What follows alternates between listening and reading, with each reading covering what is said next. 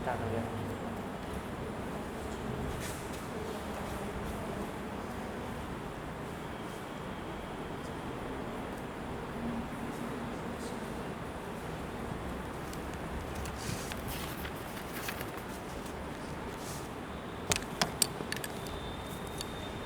सुमित कुमार, हाँ दोनों वाला कर रहे हैं। उवैस अंसारी, गौरेंद्र कुमार, कौन है गौरेंद्र कुमार?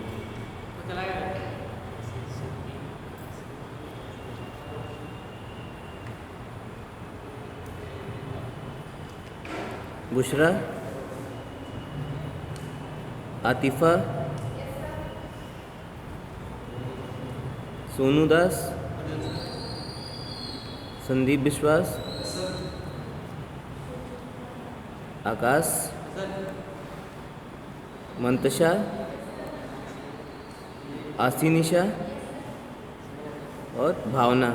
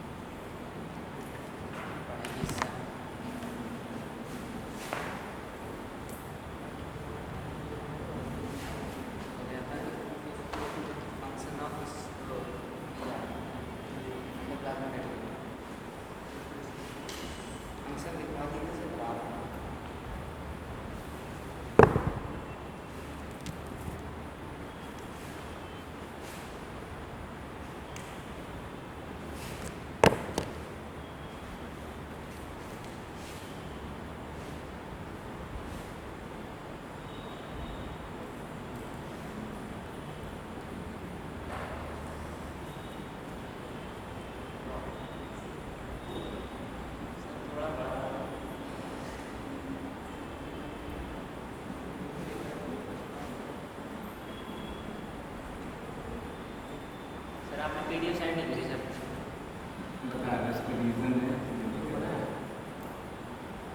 छुट्टी पे चले गए थे, उनसे बात नहीं हो पाई। ठीक है, जल्दी से 4 मिनट का टाइम है, 4 minutes. You can draw the schematic diagram of animals. जल्दी से। हाँ नहीं, अभी बनाओ, टेस्ट ही एक तरह से। टेस्ट ऐसे चैप्टर ख़त्म होगा तभी टेस्ट हो पाएगा। तो छोटे छोटे हम लोग पार्टिसिपेशन करते हैं तभी तो चीज़ें समझ में आएगी कि हम पढ़ा रहे हैं तो तुम लोग की तरफ से कुछ रिस्पॉन्स है या फिर हम स्ट्रक्चर बनाना। स्केमेटिक डायग्राम मतलब समझ रहे हो ना? होना जल्दी, होना जल्दी, क्या होता है सर बता दो। नीट क्लीन, उस पर मार्किंग होनी चाहिए।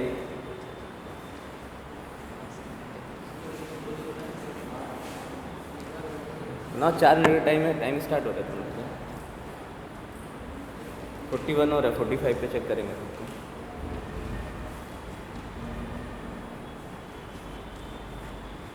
क्वेश्चन लिखने की कोई ज़रूरत नहीं है, आप डायग्राम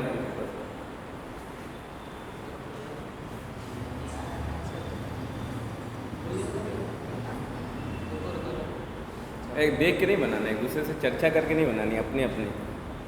आपको इसमें ऑटोनॉमी है, सेल में जो करना करिए बस, लेकिन खुद का बनाइए, अगल बगल से मदद लेने के लिए। एनिमल से भी बनाना कुछ और कोई भी इस पे तो और कुछ लिखा हुआ है क्या? ऐसा कुछ लिखा है कि जो मन करे तो सेल बना लीजिए, एनिमल सेल बना लीजिए। सिंपल डायग्राम बनाना है, कुछ ज़्यादा एनसीईआरटी की तरह क्या कहते हैं आपको उसका छोटा छोटा स्ट्रक्चर नहीं बनाना है, बस सिंपल। इसमें आपका बस नोमेनकल्चर रहे, नोमेनकल्चर मैटर करता है। बायोलॉजी के कोई भी डायग्राम है तो उसमें नोमेनकल्चर थोड़ा बड़ा बनाइए कि दिख जाए। चलो बनाओ बनाओ।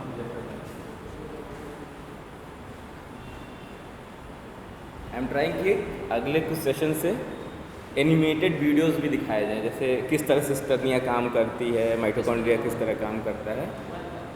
नहीं, लैपटॉप में दिखेंगे, मोबाइल में तो नहीं दिख पाएगा, कम बच्चे हो तो लैपटॉप। हाँ, स्मार्ट बोर्ड का तो अभी होगा यार, इसको परमिशन होना चाहिए ना, हम लोग को जिस चीज़ मिला है सर से बात की, सर के हाँ बिल्कुल आप लैपटॉप वगैरह में दिखा सकते हो, कोई दिक्कत नहीं है। क्योंकि चीज़ें ऐसे मान लो मैं पढ़ा रहा हूँ 2D से बहुत सी चीज़ें क्लियर नहीं होती हैं, बट 3D से मैक्सिमम चीज़ें क्लियर हो जाएंगी। थोड़ा एनिमेटेड रहे कंसेप्ट होगा।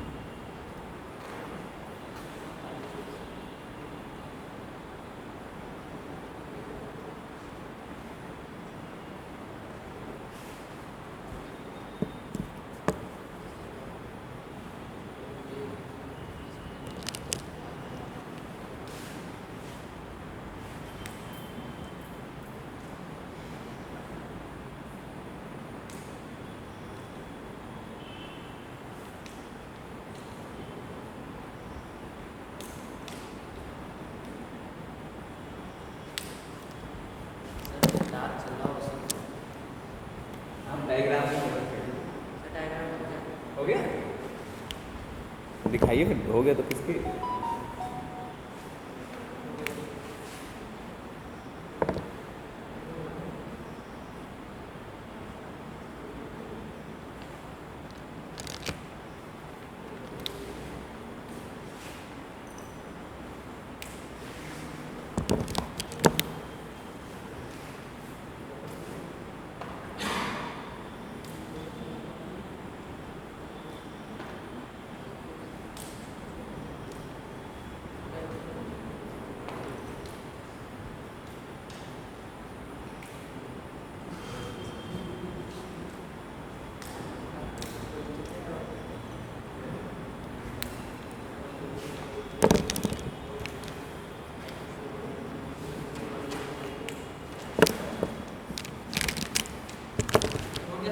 हो गया, लो दिखा।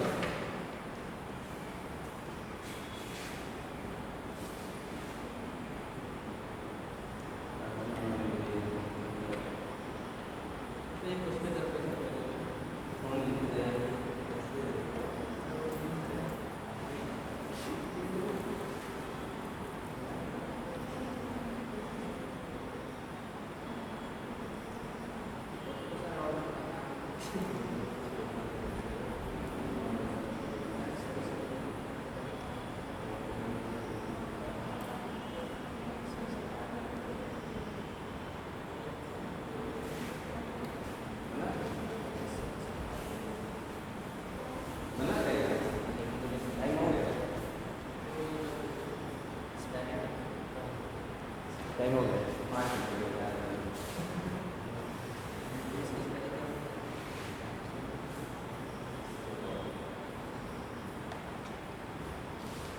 सब कुछ कम तो नहीं है।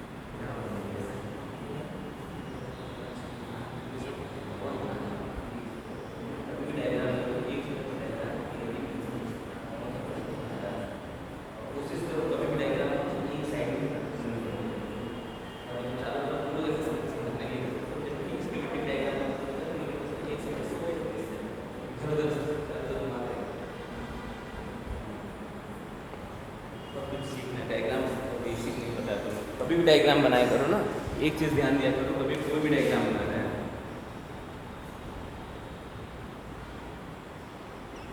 तो अगर नोमेनकल्चर कर रहे हैं तो हमेशा एक साइड करते हैं। यहाँ मैंने न्यूक्लियस बनाया तो इसके यहाँ पर लिखेंगे, साइड लिख दिया कि न्यूक्लियस है, इसके अंदर जेनेटिक मटेरियल है, यहाँ पर लिख दिया जेनेटिक मटेरियल।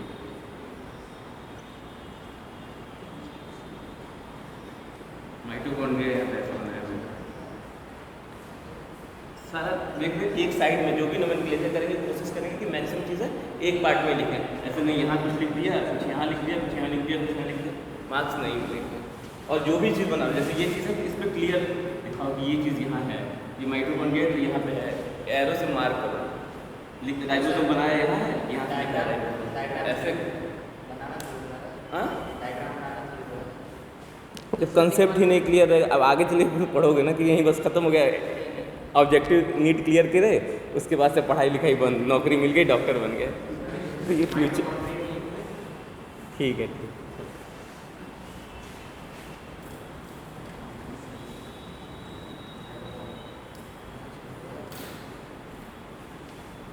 डायग्राम इसलिए बनाया कि चीज़ें क्या होगा समझ में आएंगी, क्लैरिटी आएगी। और ऑब्जेक्टिव क्वेश्चंस का ये मतलब नहीं हुआ कि सिर्फ 4 ऑप्शंस रहेंगे देख के मार देंगे। जब तक कंसेप्ट क्लियर नहीं रहेगा कभी ऑब्जेक्टिव क्वेश्चन हम लोग सॉल्व नहीं कर पाएंगे। ऑब्जेक्टिव क्वेश्चन डील करने का पहला तरीका है कि उसको आप उसका जो कंसेप्ट है उसको क्लियर करिए। जैसे कई आपसे बोल दिया जाए सब्जेक्टिव आंसर लिखने के लिए, सर नीट में तो ऑब्जेक्टिव क्वेश्चन आएगा, तो हम सब्जेक्टिव आंसर क्यों लिखें? इसलिए नहीं लिखना है कि वहाँ पे क्या आएगा। हम प्रिपरेशन का एक वो होता है, हर चीज़ का स्टेप होता है, तो स्टेप वाइज चीज़ें चलती हैं।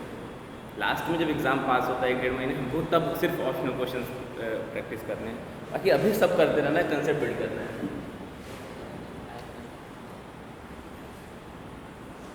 इंडोप्लाज्मिक रेटिकुलम हो गया था, गॉल्जी बॉडी हो गया, कौन बजा था Golgi body? Who discovered the Golgi body? बताओ, नहीं हुआ था गॉल्जी बॉडी। मैंने कल हल्का सा वो बताया था, एंडोप्लाज्मिक रेटिकुलम तक हुआ था। गॉल्जी बॉडी और एंडोप्लाज्मिक रेटिकुलम में हल्का सा बेसिक सा बताया था कि ट्रैफिक पुलिस वगैरह होती है, अभी हमको डिटेल में पढ़ना है, ठीक है। तो सबसे पहले हम लोग गॉल्जी बॉडी की बात करते हैं। तो गॉल्जी बॉडी का जो डिस्कवरी था, एक साइंटिस्ट है जिनका नाम था कैमिलियो, ठीक है, गॉल्जी कैमिलियो, साइंटिस्ट का नाम था गॉल्जी कैमिलियो, ठीक है। तो गॉल्जी कैमिलियो ने आपकी इसकी क्या कहते हैं गॉल्जी बॉडी की डिस्कवरी करी, ठीक। तो जो गॉल्जी बॉडी की उन्होंने डिस्कवरी करी तो उस टाइम बहुत 92-93 के टाइम में उन्होंने किया था, 80s में। उस समय क्या यही है ना डेट, 1898 है, 98 है। तो उस मतलब ये जो टाइम था 80s में ही करा था, मतलब 1800 में। तो उस टाइम अभी कोई भी सेल स्ट्रक्चर्स का डिस्कवरी नहीं हुआ था, बहुत स्टार्टिंग थी। अभी हम लोग प्लाज्मा मेम्ब्रेन की बात करेंगे तो प्लाज्मा मेम्ब्रेन जाके 1972 में डिस्कवर हुआ है। तो कितने टाइम का गैप है, अप्रॉक्स 80 ईयर्स का गैप होता है। एनसीईआरटी में कितना लिखा है, 92 लिखा है।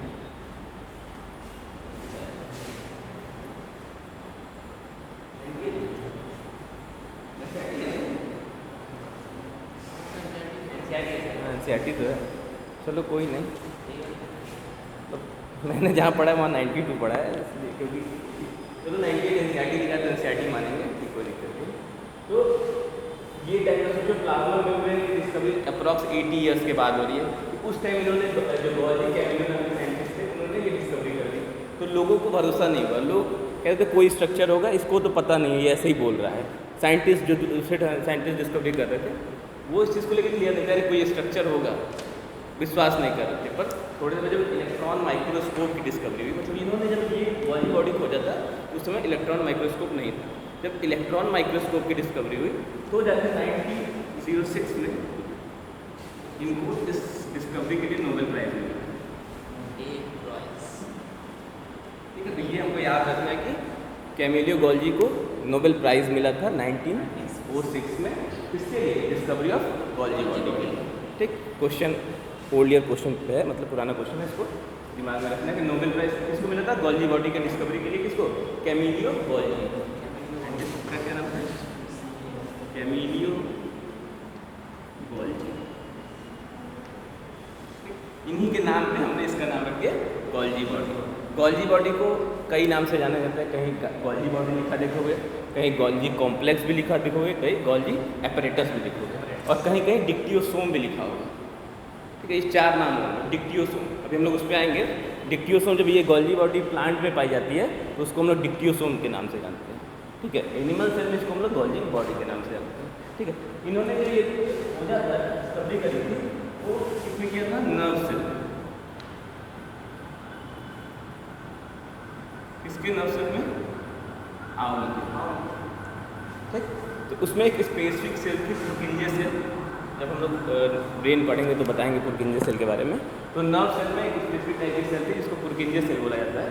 उस सेल में वो मतलब उल्लू के, आउल के, सिंपल अभी याद है तो आउल के नर्व सेल में इन्होंने गोल्जी बॉडी की डिस्कवरी करी थी। मतलब उसकी स्टडी कर रहे थे, वहाँ पे इनको दिखा गोल्जी बॉडी, तो इन्होंने कहा कि अच्छा इसका ये फंक्शन होता है। स्टार्टिंग में साइंटिस्ट ने इसको एक्सेप्ट नहीं करा, but later on after the discovery of electron microscope they accepted and the Nobel prize given to the mister Camillo Golgi for the discovery in of the Golgi body. ठीक, इसके बाद क्या हुआ, जब 1906 में इनको नोबेल प्राइज मिल गया तो लोग, अब पहले क्या था, कंडीशन था कि हम लोग लाइट माइक्रोस्कोप का यूज़ करते थे किसी भी चीज़ को देखने के लिए। लाइट माइक्रोस्कोप, कंपाउंड माइक्रोस्कोप आप लोग देखे होंगे, देखा है ना सबने कंपाउंड माइक्रोस्कोप? सब लोग देखे हैं? नहीं देखा है? अरे आपके एनसीईआरटी में दिया होगा, सेल चैप्टर में स्टार्टिंग में दिया होगा फोटो। कंपाउंड माइक्रोस्कोप तुम लोग देखे हो? Yes sir. कोई बस तुम ही देखे हो लग रहा है, तुम दोनों देखे हो। लैब में होगा, सबके होगा। अगर स्कूल में कोई गया होगा सब लोग तो लैब में हो रहा होगा, नहीं रहा होगा तो मोबाइल पे आज जाके घर पे ये होमवर्क है आप लोग का, कंपाउंड माइक्रोस्कोप देखना कि होता कैसा है। ठीक है, तो कंपाउंड माइक्रोस्कोप में ये डिस्कवरी कर रहे थे। उसके बाद धीरे धीरे टाइम चेंज हुआ और फिजिक्स का ग्रो हुआ, फिर इलेक्ट्रॉन माइक्रोस्कोप का डिस्कवरी हुआ। इलेक्ट्रॉन माइक्रोस्कोप किस पे बेसिस पे काम करता है? सिंपल सा बेसिस है, अभी हम लोग देख लेते हैं। लाइट माइक्रोस्कोप क्या करता है? रिफ्रैक्शन पे बेसिस, रिफ्लेक्शन सब लोग जानते हैं ना, रिफ्लेक्शन और रिफ्रैक्शन, तो उस पर वो काम करता है। लेकिन जो इलेक्ट्रॉन माइक्रोस्कोप होता है इसमें क्या करते हैं हम लोग? इलेक्ट्रॉन की बीम छोड़ते हैं। इसकी बीम छोड़ते हैं इलेक्ट्रॉन की। ठीक है, तो इलेक्ट्रॉन की बीम जब छोड़ते हैं तो वो क्या करता है, किसी पर्टिकुलर, मान लो ये ऑब्जेक्ट होगा, इससे टकराएगा, टकराने के बाद रिफ्लेक्ट होगा, और जो भी तुम्हारा स्ट्रक्चर होगा, पर्दा जिसको बोलते हैं, उस पर जब टकराएगा, फिल्म बोलते हैं इंग्लिश में, इस फिल्म पे टकराएगा तो इसका जो स्ट्रक्चर है उसको हम लोग देख पाएंगे। तो मतलब एकदम बेसिक से हम बता रहे हैं कि अगर तुमसे कहीं कोई क्वेश्चन पूछ ले कि इलेक्ट्रॉन माइक्रोस्कोप का फंक्शनिंग क्या होता है, तो सिंपल सा हम लोग बोल सकते हैं कि इलेक्ट्रॉन माइक्रोस्कोप में क्या करते हैं, इलेक्ट्रॉन की बीम छोड़ते हैं। इलेक्ट्रॉन, प्रोटॉन, न्यूट्रॉन तो सब लोग जानते होंगे, सब लोग जानते हो ना, इलेक्ट्रॉन, प्रोटॉन, न्यूट्रॉन। इलेक्ट्रॉन को हिंदी में क्या कहते हैं? इलेक्ट्रॉन ही बोलते हैं, इलेक्ट्रॉन ही बोलते हैं। इलेक्ट्रॉन जानते हो ना सब लोग? क्या होता है, किस चार्ज क्या होता है इलेक्ट्रॉन पे? पॉजिटिव होता है ना, नेगेटिव होता है। चलो ठीक है, तो इलेक्ट्रॉन की बीम मतलब ढेर सारे बीम का मतलब इलेक्ट्रॉन का एक अच्छा खासा अमाउंट हम लोग क्या करते हैं, किसी मान लो हमें कोई चीज़ देखनी है, ये इस बुक पे कोई कुछ माइक्रो ऑर्गेनिज्म होंगे, तो हम इस बुक के ऊपर इलेक्ट्रॉन की एक बीम छोड़ेंगे। बीम क्या होगा, इससे लड़ेगा और उससे रिफ्लेक्ट होगा। यहाँ पे जो ऑर्गेनिज्म है उसके ऊपर गया और उससे रिफ्लेक्ट हुआ, फिर यहाँ इधर इस साइड में दूर में फिल्म लगाए होंगे, पर्दा, उस पर्दे पे जब रिफ्लेक्ट होगा तो इसका स्ट्रक्चर जूम करके बड़े में देख सकते हैं। उससे हम क्या करते हैं, देखते हैं कि क्या क्या अल्ट्रा स्ट्रक्चर है। ठीक, तो पहले चीज़ की हम लोग गोल्जी बॉडी का जो डिस्कवरी, क्लियर डिस्कवरी हुआ कि उसकी फंक्शनिंग कैसे होती है, इलेक्ट्रॉन माइक्रोस्कोप के आने से हुआ। लेकिन उससे पहले इलेक्ट्रॉन माइक्रोस्कोप के आने से पहले कैमिलो गोल्जी ने इसकी डिस्कवरी कर दी थी। ठीक, इतना क्लियर हो गया। हम लोग गोल्जी बॉडी के अगर हम लोग स्ट्रक्चर की बात करें,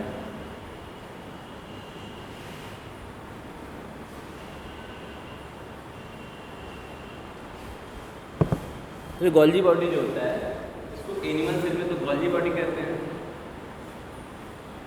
एनिमल सेल में इसको लोग नाम देते हैं गोल्जी बॉडी।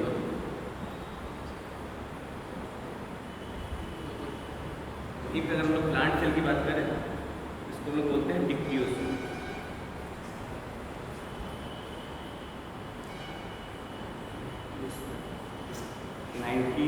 में इसकी डिस्कवरी करी गई थी, डिक्टियोसोम नाम दिया गया था। मतलब यहाँ पे पहली बार इन्होंने देखा था तुम्हारा जो भी है 1898, ठीक है।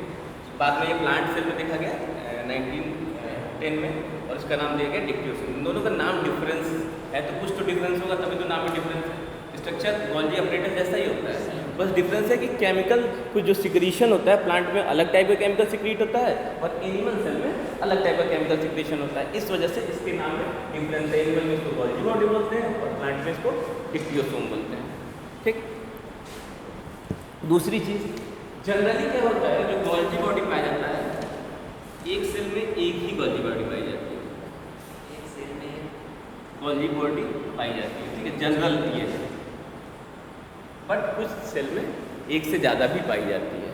इट डिपेंड्स अपॉन किस सेल, कोई भी सेल, नॉर्मल सेल की हम बात कर रहे हैं, एनिमल सेल की बात कर रहे हैं, प्लांट सेल, दोनों की। एक नॉर्मल कोई भी सेल है, उस सेल में जनरली क्या होता है, एक गोल्जी बॉडी पाई जाती है, ठीक, सिंगल गोल्जी बॉडी पाई जाती है। पर कुछ सेल्स में एक से ज़्यादा भी गोल्जी बॉडी पाई जाती है। ऐसी सेल्स कौन सी होंगी? सिंपल से गोल्जी बॉडी का काम होता है सिक्रीशन करना, तो जहाँ पे एक्स्ट्रा सेलुलर सिक्रीशंस होते हैं वहाँ पे एक से ज़्यादा गोल्जी बॉडी पाई जाती है। अब सर एक्स्ट्रा सेलुलर सिक्रीशन का मतलब क्या है? कि ऐसा सिक्रीशन जहाँ जैसे मान लो कोई ऑर्गन है जहाँ से हार्मोन सिक्रीट हो रहा है, कोई एंजाइम सिक्रीट हो रहा है, ये सब सिक्रीशन ही है ना। तो जहाँ पे ऐसे ऑर्गन जहाँ से कोई एंजाइम सिक्रीट हो रहा है या कोई हार्मोन सिक्रीट हो रहा है, वहाँ पे नंबर ऑफ गोल्जी बॉडी क्या हो जाएगी, इंक्रीज कर जाएगी। और जो नॉर्मल सेल है वहाँ पे एक सिंगल गोल्जी बॉडी पाई जाएगी। इतना क्लियर है? मतलब अगर तुमसे पूछ लिया जाएगा कहाँ पे गोल्जी बॉडी का नंबर ज़्यादा होगा, तो बता लोगे ना, जहाँ कोई भी ऐसी कोई भी ऐसा ऑर्गन जहाँ सिक्रीशन का जिसका काम है। किसका सिक्रीशन? एंजाइम का सिक्रीशन कर सकता है, आपका हार्मोन का सिक्रीशन कर सकता है, वहाँ पे गोल्जी बॉडी का क्या होगा, नंबर इंक्रीज कर जाएगा। ऐसे जनरली एक ही गोल्जी बॉडी पाई जाती है एक सेल के अंदर, ठीक। इसकी जो आपकी गोल्जी बॉडी होती है, इसके भी 3 पार्ट होते हैं। कौन कौन से पार्ट होते हैं आप सबको पता है? एंडोप्लाज्मिक रेटिकुलम के कौन कौन से पार्ट होते थे? एंडोप्लाज्मिक रेटिकुलम के 3 पार्ट होते थे ना। हाँ सिस्टर्निया, हाँ, वेसिकल ट्यूब्यूल्स, और दूसरा वेसिकल ट्यूब्यूल्स, वेसिकल, और तीसरा ये जो हमारा गोल्जी बॉडी होता है ये भी इन्हीं तीनों से बनता है, सिस्टर्निया, वेसिकल और ट्यूब्यूल्स से, ठीक। तो अगर पूछा जाएगा कि आपका Golgi body composed of cisternae, vesicle और ट्यूब्यूल्स, ठीक। यस।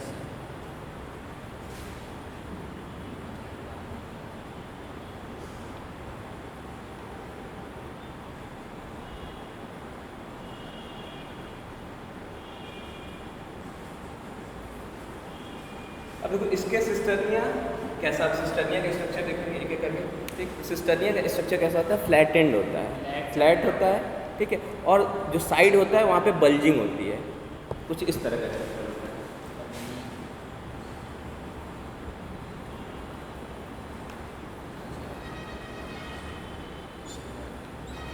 कुछ इस तरह का स्ट्रक्चर होता है सिस्टर्निया का। देखो कैसा है, फ्लैट स्ट्रक्चर है और साइड्स में क्या है, बल्जिंग है।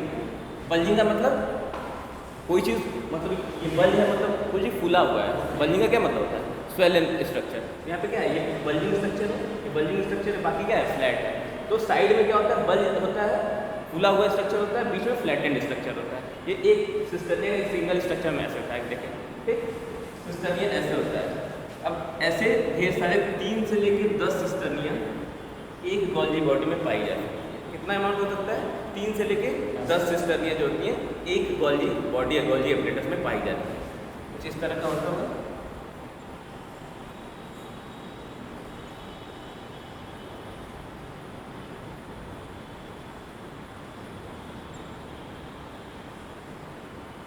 इस तरह का स्ट्रक्चर होता है। और इन दोनों के बीच में अगर हम लोग डिस्टेंस की बात करें, इनके बीच में भी थोड़ा डिस्टेंस होता है, एक दूसरे से ये इंटरकनेक्टेड नहीं होते हैं, ये इन दोनों के बीच में डिस्टेंस होता है। जो डिस्टेंस होता है वो अप्रॉक्स तुम्हारा 20 से लेके 30 नैनोमीटर होता है। कितना होता है, 20 से लेके 30 नैनोमीटर होता है। नैनोमीटर का मतलब समझ रहे हो ना, 10⁻⁻⁹ मीटर्स, ठीक। और ये जो ये बीच का स्ट्रक्चर है इसको लोग नाम देते हैं ल्यूमेन। क्या बोलते हैं, ल्यूमेन, ठीक। इस ल्यूमेन का अगर हम लोग देखें थिकनेस, ये भी अप्रॉक्स 15 to 20 नैनोमीटर। कोई डाउट है इसमें, समझ में आया कि नहीं, क्या बोल रहे हैं स्ट्रक्चर? अगर हम लोग बात करें सिंपल से, फिर से रिवाइज करते हैं कि सिस्टर्निया जो होती है फ्लैटेंड स्ट्रक्चर होती है, साइड में इसके बल्जिंग होती है। एक क्या कहते हैं गोल्जी अपरेटस में 3 to 10 सिस्टर्निया पाई जाती है। अगर एक सिस्टर्निया का स्ट्रक्चर देखें तो ये ज़्यादातर तो ये क्या मेम्ब्रेन है, मेम्ब्रेन के बीच में थोड़ी सी जगह होगी ना, जो जगह होगी उसको हम लोग ल्यूमेन बोलते हैं। जो खाली जगह ये है तो ये क्या ऐसा है तो ट्यूब जैसा स्ट्रक्चर दिख रहा है ना, तो कुछ बीच में जगह होगी। 3D स्ट्रक्चर में अगर इमेजिन करें तो कुछ यहाँ पे जगह होगी, ये वाली जगह, इस जगह को हम लोग नाम देते हैं ल्यूमेन। और ल्यूमेन की अगर थिकनेस की बात करें कि किसकी चौड़ाई कितनी है, तो चौड़ाई कितनी होती है 15 से 20 नैनोमीटर। नैनोमीटर से हम लोग समझ रहे हैं ना, 1 मीटर बराबर कितना सेंटीमीटर होता है 1 मीटर में? 100 सेंटीमीटर होता है। ऐसे ही 1 मीटर में कितने नैनोमीटर होते हैं? 10⁻⁹ मीटर। मतलब ये और छोटा हो गया, बहुत छोटा सा स्ट्रक्चर है। ऐसे बोल सकते हैं इसको 1 मीटर कहते हैं, आपको लिख सकते हैं 1 सेंटीमीटर बराबर होता है तुम्हारा 10⁻⁹ नैनोमीटर ऐसे लिख सकते हैं मीटर। 1 सेंटीमीटर 10⁻⁻² मीटर लिख सकते हैं। इसी तरह 1 नैनोमीटर बराबर 10⁻⁹ मीटर लिख सकते हैं। क्लियर है ना? तो ये जो होता है, ये जो ल्यूमेन का थिकनेस होता है, चौड़ाई होती है, वो कितनी होती है 15 to 20 नैनोमीटर। और दो सिस्टर्निया के बीच में जो गैप होता है, ये जो गैप है, ये एक सिस्टर्निया, ये दूसरी सिस्टर्निया है, इन दोनों के बीच में जो गैप है वो कितना होता है 20 नैनोमीटर to 30 नैनोमीटर। अब इसके स्ट्रक्चर देख के हमको समझ में आ रहा है कि क्यों यहाँ पे लाइट माइक्रोस्कोप का यूज़ या कंपाउंड माइक्रोस्कोप का यूज़ नहीं कर पाते हैं। तो जो लाइट माइक्रोस्कोप होता है वो जनरली किस पे काम करता है? लाइट पे काम करता है। और जब हमको पता है कि लगभग 420 से लेकर कितना होता है 720 नैनोमीटर के बीच में लाइट जो विजुअल रेंज होती है, लाइट यही होती है ना, फिजिक्स में पढ़े हो तुम लोग। विजुअल रेंज कितनी होती है? विबग्योर पढ़ा है? अभी पढ़ा है, किसी दिन मैं देख रहा था फिजिक्स वाले सर अभी पढ़ा रहे तुमने। विबग्योर पढ़ा है ना, उसके यही रेंज होती है ना 420 नैनोमीटर से 720 नैनोमीटर। गलत नहीं ना? फिजिक्स विजिक्स में कहीं गलती होगी तो बता दो। तो ये रेंज, आप इस रेंज में कोई चीज़ मिलेगी तभी हम देख पाएंगे। और हम देख रहे हैं कि यहाँ पे 20 to 30 नैनोमीटर है, 15 to 20 नैनोमीटर, इतना छोटा लाइट रिफ्लेक्ट करके चला जाएगा, लाइट कुछ दिखेगा। जब दिखेगा नहीं तो हमको क्या करना पड़ेगा? इसके लिए हम लोग क्या करेंगे? इलेक्ट्रॉन माइक्रोस्कोप का यूज़ करेंगे। कंपाउंड माइक्रोस्कोप इसलिए यहाँ पे काम नहीं करता है। यहाँ पे जो काम करता है कौन करता है? Electron microscope. इतनी छोटी चीज़ को हम लोग उसी से देख सकते हैं। क्लियर है? Yes sir. दूसरा वेसिकल, ये भी यहाँ पे भी सर्कुलर जैसा स्ट्रक्चर होता है। अच्छा, इसके सिस्टर्निया और इंडोप्लाज्मिक रेटिकुलम के सिस्टर्निया में एक डिफरेंस होता है। क्या डिफरेंस होता है? गेस करो। एक डिफरेंस होता है, यहाँ पे सिस्टर्निया देख रहे थे और वहाँ पे भी सिस्टर्निया देख रहे थे। चिपकी हुई होती है वो, एक के ऊपर एक रखी होती है। हाँ, एक के ऊपर एक रखी होती है। अच्छा, पाइलअप होती है, स्टैकिंग होती है, ठीक है। और डिफरेंस बताओ। लोगों ने हाँ, बल्जिंग लोब्स नहीं होते हैं उसके पास। और वहाँ पे कुछ देखे थे, कुछ उसके ऊपर चिपका हुआ था राइबोसोम। यहाँ पे राइबोसोम दिख रहा है, यहाँ पे प्रोटीन सिंथेसिस काम ही नहीं है, तो यहाँ पे क्या होगा? राइबोसोम नहीं होगा। तो ये चीज़ ध्यान देना है कि राइबोसोम जो होता है यहाँ पे एब्सेंट होता है। राइबोसोम यहाँ पे नहीं पाया जाता है। ठीक, जो आपको गोल्जी बॉडी होती है जनरली सारे यूकैरियोटिक सेल में पाई जाती है, प्रोकैरियोटिक सेल में ये एब्सेंट होती है। एक्सेप्शन है, यहाँ पे भी आपका जो आरबीसी होता है, मेमेलियन आरबीसी, मतलब जो मेमल्स होते हैं उनकी आरबीसी होती है, उसमें आपका गोल्जी बॉडी एब्सेंट होती है। कहाँ पे एब्सेंट होती है? जो मैमल्स होते हैं उनके आरबीसी में। आरबीसी मतलब समझ रहे हो ना, लाल रक्त कणिकाएँ। मैमल्स सब कहाँ होते हैं? हाँ, मैमल्स सब कहाँ होते हैं? अब कहाँ होते हैं? तुम क्या हो? मैमल्स एनिमल किंगडम पढ़ना पड़ेगा अच्छे से, ये पढ़ेंगे हम लोग मेमेलिया के अंदर ही आते हैं ना। मैमल्स तो सर वैसे होते थे ना, वो मूवीज में दिखाते हैं बड़े-बड़े। मैमल्स के कुछ स्ट्रक्चर्स कुछ होते हैं। मैमल्स में बहुत कुछ आता है। तुम्हारे बंदर भी मैमल्स में आते हैं, हम लोग भी मैमल्स में आते हैं, तुम्हारे गाय भी मैमल्स में आती है, बहुत सारी चीज़ें मैमल्स में आता है। हम लोग पढ़ेंगे तो मैमल्स का कैरेक्टर डिस्कस करेंगे, ठीक है। तो हम लोग क्या कर रहे थे कि मैमल्स का जो आरबीसी होता है, क्या लाल रक्त कणिकाएँ, रेड ब्लड सेल आरबीसी, तो वहाँ पे क्या होता है आपका? ये गोल्जी बॉडी एब्सेंट होता है। इंडोप्लाज्मिक रेटिकुलम पाया जाता था ना वहाँ पे, रेड ब्लड सेल में नहीं पाया जाता, पाया जाता है। और कोई वही बोल रहा है, बाकी लोग नहीं बोल रहे हो। हाँ, आरबीसी में आपके कोई भी सेल ऑर्गेनल्स नहीं पाए जाते। इतना दिमाग में बैठा के रखना कि कोई भी मैच्योर अगर आरबीसी है तो वहाँ पे सेल ऑर्गेनल्स नहीं पाए जाएगा, कोई स्पेशल टाइप की सेल होती है, ठीक। तो वहाँ पे कोई भी सेल ऑर्गेनल्स नहीं पाएगा। बाकी वेसाइकल और ट्यूब्यूल सेम। यस, वही आरबीसी। अरे क्या कहते हैं, राइबोसोम वहाँ पे भी नहीं मिलेगा वेसाइकल के अंदर। ट्यूब्यूल्स पे तो राइबोसोम पाया भी नहीं जाता था। मतलब गोल्जी बॉडी और एंडोप्लाज्मिक रेटिकुलम इसमें सेम है ना, ये वेसिकल और ट्यूब्यूल। हाँ, स्ट्रक्चर बस सेम होता है, बस वही डिफरेंस होता है कि वहाँ के वेसाइकल पे भी राइबोसोम मिलता था, यहाँ के वेसाइकल पे राइबोसोम नहीं मिलता है, ठीक है। बाकी कोई डिफरेंस नहीं है, ठीक है। इतना क्लियर हो गया? Yes sir. दूसरी चीज़ हम लोग बोले आरबीसी में नहीं पाया जाता, एक जगह और नहीं पाया जाता है, फ्लोएम में नहीं पाया जाता है। फ्लोएम जाइलम पढ़ा होगा? Yes sir. तो फ्लोएम का एक स्ट्रक्चर पढ़ा होगा, सीव ट्यूब। सीव ट्यूब पढ़ा है? नहीं पढ़ा है? सीव ट्यूब पढ़ा होगा। फ्लोएम का एक स्ट्रक्चर होता है, अभी इतना समझो, बाकी हम लोग ट्रांसपोर्टेशन पढ़ेंगे तो वहाँ पे देखेंगे। तो जो फ्लोएम की सीव ट्यूब होती है वहाँ पे भी आपके ये गोल्जी बॉडी नहीं पाई जाती है, ठीक। नहीं पाई जाती है, आरबीसी में नहीं पाई जाती है, देख सीव ट्यूब भूल जाएगा, ठीक है। सीव ट्यूब इसके अलावा ब्रायोफाइटा में नहीं पाया जाता। ये तीन हमको ये तीन याद रखने, किसमें नहीं पाई जाती है आपकी। एक आरबीसी में नहीं पाई जाती है, दूसरा सीव ट्यूब में नहीं पाई जाती है, और तीसरा ब्रायोफाइटा में नहीं पाया जाता है। तीन स्ट्रक्चर। ब्रायोफाइटा हिंदी में क्या कहते हैं? ब्रायोफाइटा ही कहते हैं, चलो तो सही है। तो ये तीन स्ट्रक्चर हैं जहाँ पे आपकी गोल्जी बॉडी एब्सेंट होती है, ठीक है। क्लियर हो गया यहाँ तक? अब देखो क्या होता है कि इसका स्ट्रक्चर बनाते मिटाते हैं, फिर थोड़ा सा स्ट्रक्चर बना के आप लोग मिटा देना।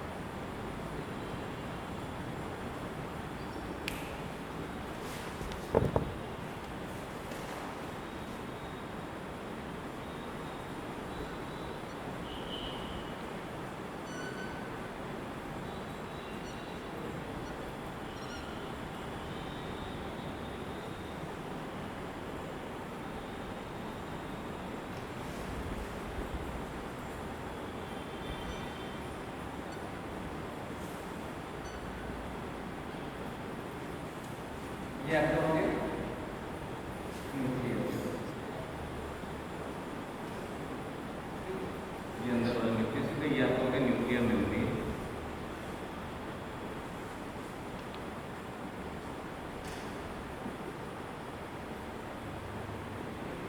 ये आपका हो गया एंडोप्लाज्मिक रेटिकुलम।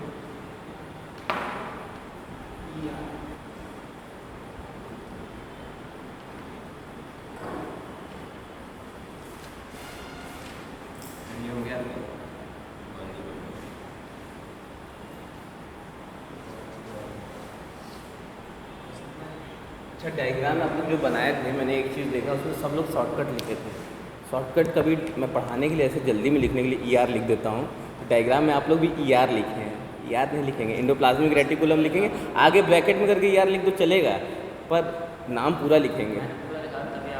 तुम्हारे तुम्हारा क्या लिखे थे तुम्हारा हम देखे हैं। क्यों करा रहे अपनी बस इतना ही है सर। हाँ? हाँ।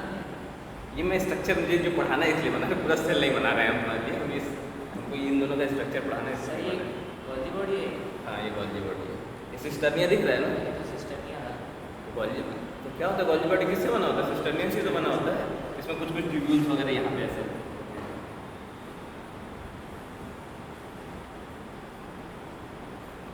देखो क्या होता है, ये इसको बोलते हैं हम लोग न्यूक्लियर पोर, बीच बीच में जो जगह है इसको बोलते हैं हम लोग न्यूक्लियर। अब देखो क्या होता है, पहले हम लोग गॉल्जी बॉडी के स्ट्रक्चर को थोड़ा सा और डिटेल में पढ़ेंगे, फिर देखेंगे फंक्शन कैसे, इसी डायग्राम में बोलते हैं। पहली चीज़, इसको दो फेसेस होते हैं, एक ये वाला फेस इसको हम लोग बोलते हैं सिस फेस,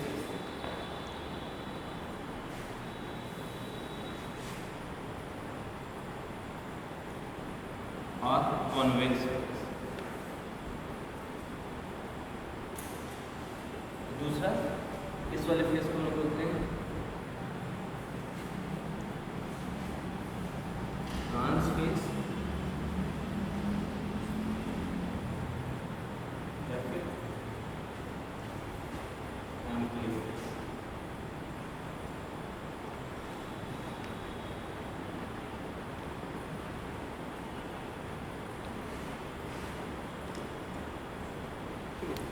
इसके दो फेस होते हैं, किसी भी आपके गॉल्जी बॉडी के दो फेस होते हैं। एक फेस जो न्यूक्लियस की तरफ हो, ठीक है, उसको हम बोलते हैं सिस फेस या फिर कन्वेक्स फेस। सिस या कन्वेक्स, कन्वेक्स और कॉन्केव पड़ा होगा ना मिरर या फिर लेंस वगैरह, क्या होता है उत्तल उत्तल। उत्तल और अवतल ना, तो उसी तरह इस फेस का नाम दिया गया है कि ये जो न्यूक्लियर मेम्ब्रेन के साइड में जो फेस है उसको हम लोग सिस फेस या फिर कन्वेक्स फेस बोलते हैं। नाम याद रखना है, भूलना नहीं। क्या बोलते हैं, किस साइड में है ये, इसका देखो जिसकी तरफ मुंह किया हुआ है, ये न्यूक्लियस की तरफ मुंह किया है ना, न्यूक्लियस या फिर एंडोप्लाज्मिक रेटिकुलम की तरफ अपना मुंह किया हुआ है, तो जिस तरह ये मुंह किया है तो ये वाला साइड इस साइड की तरफ देख रहा है, तो इसको हम लोग बोलेंगे सिस फेस या कन्वेक्स फेस। जो प्लाज्मा मेम्ब्रेन की तरफ देखेगा, इस साइड वाले प्लाज्मा मेम्ब्रेन की तरफ देखेगा, तो इसको बोलेंगे ट्रांस फेस या फिर कॉन्केव फेस। ठीक, क्लियर है। क्वेश्चन कई बार पूछा है कि सिस फेस का जो साइड होता है किधर की तरफ होता है, cis face is close to करके पूछ दिया है, एंडोप्लाज्मिक रेटिकुलम या फिर न्यूक्लियर मेम्ब्रेन। तो हम लोग न्यूक्लियर मेम्ब्रेन ज़्यादा बोलते हैं क्योंकि यही मेन इसी के रिस्पेक्ट में, ये न्यूक्लियर मेम्ब्रेन और प्लाज्मा मेम्ब्रेन के रिस्पेक्ट में हम लोग बात करते हैं। ये दो मेन ऑर्गन हैं। तो हम लोग से पूछेगा कि सिस फेस किधर होता है, तो बोलेंगे न्यूक्लियर मेम्ब्रेन की तरफ या न्यूक्लियस की तरफ, या फिर बोलेगा ट्रांस फेस किधर है, तो प्लाज्मा मेम्ब्रेन की तरफ या फिर बायो मेम्ब्रेन प्लाज्मा में जो भी बोलते हैं।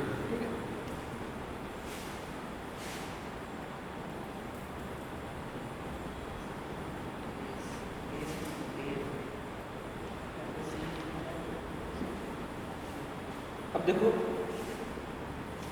क्या होता है कि यहाँ से कोई भी, अब हम लोग कल क्या पढ़े थे, यहाँ पे क्या होता है, प्रोटीन की सिंथेसिस होती है,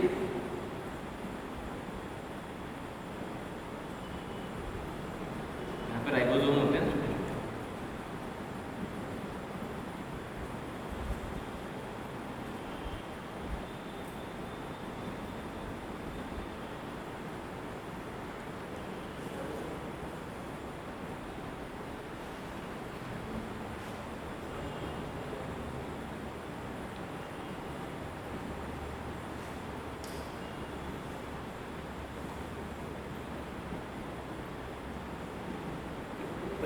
स्ट्रक्चर होता है ना। अब देखो क्या होता है कि ये हमारा क्या है, एंडोप्लाज्मिक रेटिकुलम है। एंडोप्लाज्मिक रेटिकुलम के दो पार्ट हम लोग पढ़े थे, एक जिसपे प्रोटीन सिंथेसिस होती है वो रफ एंडोप्लाज्मिक रेटिकुलम होता है क्योंकि वहाँ पे राइबोसोम प्रेजेंट होता है। दूसरा ट्यूबुलर स्ट्रक्चर होता है, स्मूथ एंडोप्लाज्मिक रेटिकुलम, जहाँ पे लिपिड की सिंथेसिस होती है। ठीक है, अब देखो यही होता है यहाँ पे, ये क्या कहते हैं, जो एंडोप्लाज्मिक रेटिकुलम है, जब ये आपका प्रोटीन बनाएगा या फिर लिपिड बनाएगा, ये वेसाइकल में भर देगा। वेसाइकल का स्ट्रक्चर कल देखा था ना, ऐसा कुछ स्ट्रक्चर होता है। ठीक, इसके अंदर लिपिड और प्रोटीन इस एंडोप्लाज्मिक रेटिकुलम में भर दिया जाएगा। ठीक, समझ में आ रहा है। एंडोप्लाज्मिक रेटिकुलम में जैसे क्या होगा, यहाँ पर राइबोसोम में प्रोटीन बना, ये प्रोटीन अंदर एंडोप्लाज्मिक रेटिकुलम के अंदर चला गया। ये राइबोसोम था, ये एक वो सिस्टर्ना था, इसका एंडोप्लाज्मिक रेटिकुलम था। यहाँ पे प्रोटीन बनी, प्रोटीन बनने के बाद ये इसके अंदर चली गई। ठीक, यहाँ पे थोड़ी प्रोसेसिंग हुई, फिर इसके थ्रू ऐसे ऐसे करके ये यहाँ से निकल गया वेसाइकिल, ये वेसाइकिल जा रहा है, ठीक है। ये वेसाइकिल फिर इसके ऊपर आ गया, ठीक। यहाँ से प्रोटीन की सिंथेसिस हुई, यहाँ से लिपिड की सिंथेसिस हुई, ये वेसाइकिल में भर गया और वेसाइकिल आके आपके गोल्जी बॉडी के जो बल्जिंग एंड है उसके अंदर इंटर कर गया। दिख रहा है कैसे? ये यही एक ही वेसाइकिल है, अलग अलग नहीं है, ये एक है, मूव करते करते इसमें इंटर करा, ठीक। इसमें इंटर करेगा तो क्या होगा, इसके अंदर जो भी मटेरियल है वो इसके अंदर निकाल देगा, ठीक। और ये इसका स्ट्रक्चर कुछ इस तरह हो जाएगा, ठीक है। फिर ये यहाँ पे इसकी प्रोसेसिंग वगैरह होगी और दूसरे साइड से ये फिर निकलेगा, फिर इसके यहाँ पे आएगा, इसकी दूसरे साइड पे प्रोसेसिंग होगी, जो इस साइड में जाएगा उसके अपोजिट साइड से निकलेगा। ये चीज़ ध्यान रखना, क्यों? क्योंकि जैसे यहाँ पे गया और यहाँ तुरंत प्रोसेसिंग नहीं हो पाती है, अभी बताएंगे प्रोसेसिंग क्या होती है। तो फिर ये इस साइड में ऐसे मूव करता है, फिर यहाँ से निकलता है, फिर इसमें मूव करेगा, फिर यहाँ पे आया, फिर यहाँ इसके अंदर घुसा होगा, फिर यहाँ से ये निकल जाएगा, बाहर जाएगा, या फिर कुछ होते हैं जो इसमें आगे बढ़े। ऐसा इस तरह से इसका वेसाइकिल का काम करता है। मतलब जो प्रोटीन या फिर लिपिड कहाँ पे सिंथेसिस हुआ है, इंडोप्लाज्मिक रेटिकुलम में सिंथेसिस हुआ है, वो इंडोप्लाज्मिक रेटिकुलम में सिंथेसिस होने के बाद वेसाइकिल के अंदर वो क्या होगा, भर दिया जाएगा।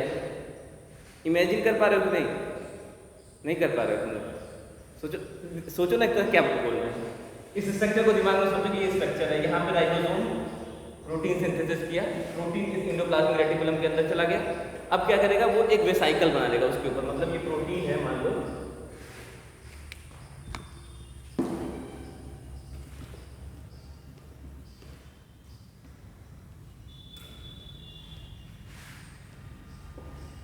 मान लो ये प्रोटीन बनी है, ऐसी कुछ प्रोटीन होगी, ठीक। अब क्या करेगा, इसके ऊपर एक मेम्ब्रेन बना देगा,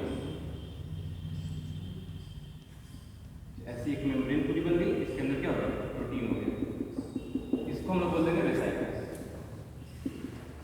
क्लियर? इतना तो समझ में, जो प्रोटीन बनी यहाँ पे प्रोटीन जो बन रही थी, ये माइटोकॉन्ड्रिया के अंदर, इसके एंडोप्लाज्मिक रेटिकुलम के अंदर गई और उसने क्या किया, उसके ऊपर एक मेम्ब्रेन बना दिया, उस मेम्ब्रेन को हम लोग बोल दिए वेसाइकिल। अब वो वेसाइकिल यहाँ से निकलेगा, ये वेसाइकिल निकला और ये कहाँ चला गया, गोल्जी बॉडी में चला गया, ये घूमते घूमते यहाँ से चलता है, यहाँ इसके अंदर और इसके साथ मिल गया तो इसके अंदर जो प्रोटीन होगा ये इसके अंदर बाहर निकल जाएगा, प्रोटीन जैसे यहाँ पे जो था ये प्रोटीन इसके अंदर निकल जाएगा। अब इस प्रोटीन की क्या होगी, यहाँ प्रोसेसिंग होगी, मॉडिफिकेशन होगा। बेसिकली इस प्रोटीन का क्या होगा, यहाँ पे मॉडिफिकेशन होगा। क्या होगा, मॉडिफिकेशन ऑफ प्रोटीन।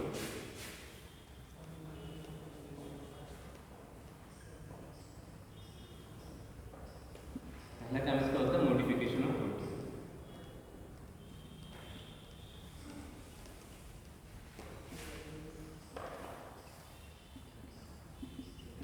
यहाँ पे प्रोटीन का मॉडिफिकेशन था। मॉडिफिकेशन में क्या क्या हो सकता है, इसमें सल्फेट ग्रुप ऐड कर दिए। क्या कर दे, सल्फेट हम लोग समझ रहे हैं ना, SO4 सल्फेट वो ऐड कर दे। हो सकता है कोई कार्बोहाइड्रेट ऐड कर दे, ठीक है। मॉडिफिकेशन का यही काम होता है कि उसमें कोई ना कोई चीज़ ऐड कर दे, कोई खराब चीज़ है तो उसको काट के बाहर निकाल दे। तो मॉडिफिकेशन का सिंपल, तो जैसे ही आपका क्या कहते हैं, किसके अंदर गया, गोल्जी बॉडी के अंदर गया, गोल्जी बॉडी के अंदर ये घुसा, इस प्रोटीन का क्या होगा, मॉडिफिकेशन होगा। मॉडिफिकेशन में क्या हो सकता है, सल्फेट ग्रुप ऐड कर सकते हैं, कार्बोहाइड्रेट ग्रुप ऐड कर सकते हैं, ये सब हम लोग एडिशन करेंगे, ठीक। तो ये जो बीच वाला होता है, जैसे इसको हम लोग बोलते हैं सिस फेस, इसको बोलते हैं हम लोग ट्रांस फेस, और जो बीच वाला होता है इसको हम लोग बोलते हैं मीडियन फेस, मीडियन बोल देते हैं, मीडियन सिस्टर ना। 3 से 10 होती है सर, टोटल 3 से 10 होती है। तो बीच में जो जितनी भी होगी, ठीक है, ऊपर वाले नीचे वाले को हम लोग अलग अलग नाम दे दिए, फिर बीच में जितनी होंगी उनको हम लोग बोल देंगे मीडियन सिस्टर ना।